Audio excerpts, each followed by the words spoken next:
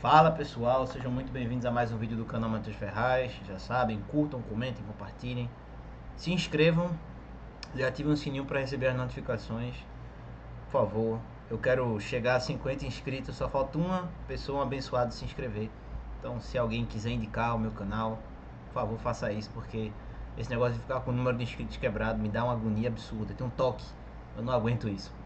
Mas vamos pro tema do vídeo de hoje, que eu obtive graças a um vídeo de um canal chamado Natan MBC. Um abraço se ele viu esse vídeo. Que ele falava um pouco sobre as mulheres e os homens com relação a metas de academia e por que as mulheres em geral elas tinham mais resultado na academia do que os homens. E eu fiquei pensando assim, e realmente as mulheres elas hoje superam os homens e muita gente se pergunta o porquê disso. Eu sempre percebi, não sei se vocês têm a mesma sensação, de que a mulher ela tem um senso prático muito mais aguçado do que o homem. O homem às vezes ele se perde muito em pensamentos, em devaneios, em, em imaginações que nunca se tornaram realidade, enquanto a mulher tem um senso prático que muitas vezes leva o nome de pergamia, de alpinismo social, mas também se manifesta de formas muito positivas. E muitas vezes em mulheres mais velhas você percebe que há um senso prático muito aguçado. Até em mães solteiras mesmo, o pessoal na internet gosta de falar mal de mãe solteira. Eu acho que o pessoal tem uma certa visão negativa sobre mãe solteira. Muita gente não quer se relacionar e tudo bem, essa é uma opção. Mas eu acho que a mãe solteira tem a nos ensinar um senso prático. Que de certa forma, uma mulher que tem um filho, ela desenvolve muito mais do que um homem, por exemplo. Então, uma mulher da minha idade, tenho 26 anos, a mulher de 26 anos que é mãe solteira, ela tem um senso da vida muito mais aguçado do que o meu. Eu não tenho nenhuma vergonha de falar isso. Eu acho que isso é algo que pode ajudar a mulher a crescer na carreira, a se tornar alguém melhor. Porque, por mais que nós leiamos, por mais que nós sejamos pessoas interessadas em teoria, interessadas em entender como as coisas funcionam, às vezes, no dia a dia, você experimenta certas dificuldades. E pessoas que têm um senso prático mais aguçado, elas conseguem lidar melhor com isso, lidar melhor com essa incerteza, com todos esses problemas que muitas vezes a vida nos apresenta. E aí eu fiquei pensando, cara, as mulheres elas costumam ir melhor na academia do que os homens, elas costumam ser mais escolarizadas do que os homens, elas ganham mais do que os homens hoje em dia, isso é algo até bem conhecido. A gente vê essas estatísticas de que mulher ganha mais do que homem, mas em geral isso não leva em consideração, por exemplo, que muitas mulheres quando têm filhos elas interrompem a carreira, isso as impede de progredir porque a mulher tem filho em geral numa época em que você precisa trabalhar mais para chegar ali nos 30 e conseguir um cargo sênior. Também a questão das próprias escolhas de profissões, da própria dinâmica desses ambientes corporativos que é muito mais puxada e que prejudica muito mais as mulheres. Enquanto as mulheres nós reconhecemos que têm problemas, choram, tomam remédio, que precisam viver, né, quase que dopadas diante de uma realidade que as mata um pouquinho por dia. Mas a gente vê que esse senso de propósito, esse senso de que eu preciso fazer porque precisa ser feito, é algo muito mais presente nas mulheres. Isso tem um lado bom, que é esse senso prático, essa coisa de eu preciso fazer, eu preciso resolver. E você vê que muitas mulheres têm isso, trabalham em empregos que geralmente as pessoas não gostam, se submetem e fazem isso em prol de um bem maior. E se manifesta num lado ruim, que é uma visão de uma mulher interesseira, de uma mulher que só quer um cara que ganhe mais. Mas tudo isso mostra que a mulher tem um senso prático muito aguçado. E por outro lado, isso implica uma diminuição do senso especulativo. Você não vê muitas mulheres intelectuais, grandes filósofas. Isso é algo interessante. Existem, claro, mas você vê que a maioria das mulheres não se interessa por esses temas. E eu vejo que isso é uma consequência, e aqui é uma afirmação 100% palpiteira, viu pessoal? Eu não tenho dados que corroborem essa tese. Se vocês quiserem me refutar, podem fazê-lo aqui nos comentários. Não vou restringir ou censurar ninguém. Mas eu tenho a impressão de que como a mulher tem uma vida desde cedo muito voltada para o exterior, ela não desenvolve essas habilidades necessárias para se tornar uma intelectual. Ela não desenvolve o lado introvertido. A mulher em geral é muito mais extrovertida, porque as pessoas sempre paparicam, mimam, os garotos vão lá, mandam mensagem, as mulheres desenvolvem uma personalidade que a gente chama de biscoiteira ou de pick-me.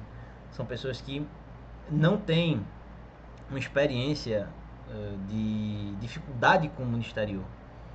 Então essa habilidade introvertida na mulher, ela só se desenvolve de forma muito tardia.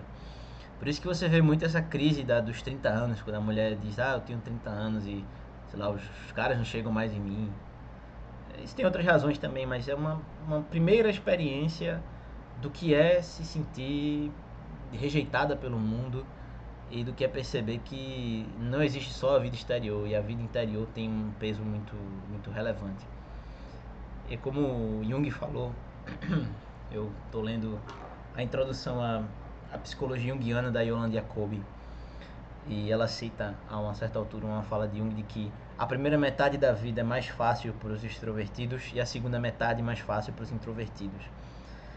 E eu acho que isso faz muito sentido para a realidade das mulheres, porque em geral a primeira metade da vida da mulher é uma metade mais fácil, mais convidativa, em que as coisas acontecem de uma maneira mais rápida, enquanto a segunda metade, se a primeira metade foi vivida de uma maneira insatisfatória, ela é muito mais penosa. Você percebe mulheres mais velhas que foram sex symbols, elas em geral têm uma velhice muito triste, uma velhice de solidão, uma velhice de ceticismo perante a vida. Enquanto pessoas que foram introvertidas na juventude, quando elas se tornam mais velhas, elas começam a perceber que correr atrás da validação dos outros e depender da aceitação de grupos não é algo bom. E elas experimentam um consolo, uma experiência mais positiva. Isso se aplica bem a homens e mulheres. Em geral, o homem, quando ele, ele envelhece tendo feito um processo de descoberta de si, de autoconhecimento, ele se torna uma pessoa melhor, uma pessoa mais bem vista perante a sociedade. É claro que a mulher, não estou dizendo naquele argumento simplista de que a mulher envelheceu, acabou. Não é isso.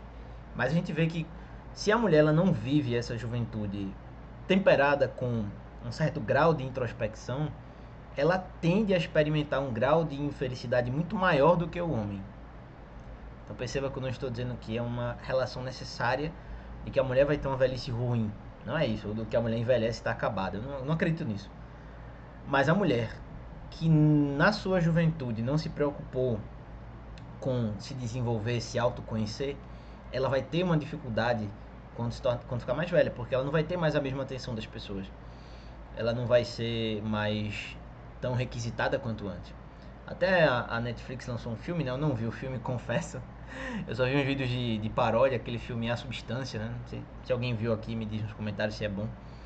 Que fala um pouco sobre isso, da moça lá que apresenta o programa, e aí ela faz 50 anos, é demitida, e descobre um mecanismo que lhe permite acessar uma versão mais nova de si mesma, e ela fornece uma espécie de linfa à versão mais nova, que degrada o corpo dela, e isso gera um conflito muito grande. Então é mais ou menos o argumento do meu vídeo, que em geral a mulher, se ela vive uma vida muito voltada para o exterior na juventude, sem o cuidado de desenvolver a interioridade, de aprimorar a sua psique e de ultimar o seu processo de individuação, ela experimenta uma velhice muito mais penosa. E você vê isso, até entrevistas com atrizes mais velhas que ficaram solteiras, que não tiveram filhos. São entrevistas sempre num tom melancólico. Você percebe um pouco aquela visão de eu tive uma vida de muita badalação, eu aproveitei, eu fui a festas, eu tive a atenção dos homens, mas hoje eu olho para as pessoas que estão ao meu redor e todo mundo tem a sua vida, tem a sua família, tem as suas ocupações, e eu não tenho mais lugar na vida daquelas pessoas, eu não participo mais da vida delas, porque elas construíram um círculo em torno de si, que eu só penetro ocasionalmente, eu só adentro esse círculo em ocasiões especiais. Mas no dia a dia, em 90% das minhas interações, eu vivencio um ambiente de muita solidão. E esse pragmatismo das mulheres, ele se prejudica conforme você tem uma diminuição do apetite concupiscível, uma diminuição do apelo dos sentidos, que é algo que Platão classifica como uma característica favorável à filosofia. Por isso que a filosofia é uma atividade de pessoas mais velhas, como diria Hegel. O voo da filosofia é o voo da coruja, porque é uma atividade que pressupõe uma superação dos prazeres sensíveis, uma sublimação dos prazeres sensíveis em prol de um prazer intelectual, de uma contemplação. E essa contemplação acontece a partir disso. E, em geral, é na velhice que você experimenta esse tipo de atividade. Mas é claro que a preparação vem de muito antes. E para uma pessoa que não se preparou, esse momento, ele, em vez de ser um consolo, em vez de ser uma ocasião de engrandecimento, ele se torna simplesmente um mergulho em trevas e uma contemplação, na verdade, da própria miséria e da própria pequenez diante da morte. Ou seja, em vez de você ficar feliz que, de certa forma, a sua vida vai ser coroada por um momento de realização, em que você vai partir deste mundo tendo deixado obras, legado, tendo deixado algo que as pessoas vão valorizar no futuro, você parte com aquela sensação de que eu não aproveitei tanto, eu fiz escolhas erradas, e o bem mais precioso, que era a vida exterior, ele cada dia desaparece, e eu desapareço junto com ele. Eu desapareço junto com essa história que eu construí, que na verdade vai ser esquecida de uma forma ou de outra. E sem essa perspectiva de Deus, lembrando aquelas palavras do profeta Isaías, de que a mãe não vai se lembrar do filho que ela gerou, e que mesmo que a mãe não lembre, Deus vai se lembrar. Sem Deus, essa pessoa percebe que ela simplesmente vai voltar para o nada e simplesmente será esquecida. É uma perspectiva triste, mas o que nós temos a aprender com o pragmatismo das mulheres é: às vezes é necessário ter um senso prático elevado para que a nossa introversão não se transforme em um veneno.